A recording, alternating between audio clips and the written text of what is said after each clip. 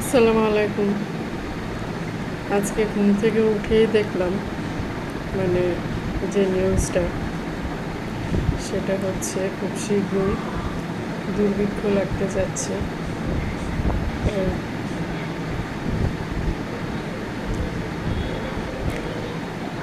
ওরা এই যে যুদ্ধ লাগিয়েছে তার জন্য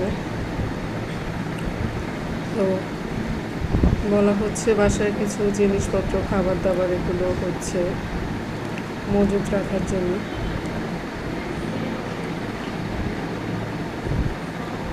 তো আমিও কিন্তু যে আবুত হওয়ার যে ওয়াজগুলো শুনি সেখান থেকে অনেক আগে থেকে আগাম পাচ্ছিলাম যে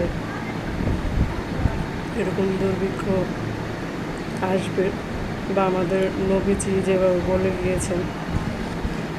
সো আমাদের এখন থেকে ওইভাবে হুঁশিয়ার হয়ে চলতে হবে। আর হচ্ছে যে ভবিষ্যৎবাণী বা এই ধরনের সংবাদগুলো নিউজগুলো হচ্ছে বেশি বেশি জানতে হবে, তাহলে হচ্ছে পরিস্থিতি মোকাবেলা করা যাবে ইনশাআল্লাহ। আর সব কিছুর মালিকই হচ্ছেন আল্লাহ। অবশ্যই আল্লাহর উপরে ভরসা করে রাখতে হবে, কারণ হচ্ছে আমরা যত যাই করি না কেন আল্লাহর রহমত ছাড়া কোনো কিছুই আমাদের করা সম্ভব না।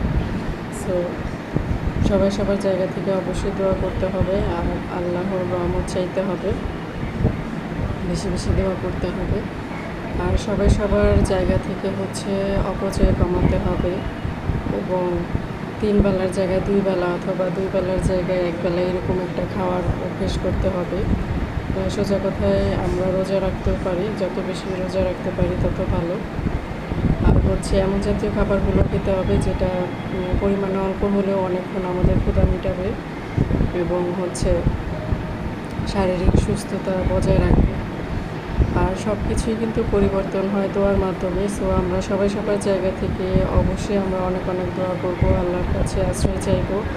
আর এই যুদ্ধ যেন খুব শীঘ্রই শেষ হয়ে যায় এবং হচ্ছে স্বাভাবিক পরিস্থিতিতে চলে আসে। আমরা সে কামনাই করব, আল্লাহ তাআলা যেন সব কিছু সবাইকে মাফ করেন এবং পরিস্থিতি যেন নিয়ন্ত্রণে চলে আসে। সো সেই দোয়াটাই আমরা করব।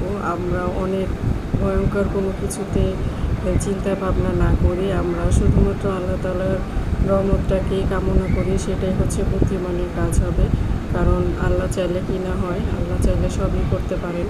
সো আমরা যে যত যাই বলি না কেন করি না কেন অবশ্যই আল্লাহ তাআলার রহমত দরকার আছে আর অবশ্যই হুঁশিয়ারের দরকার আছে।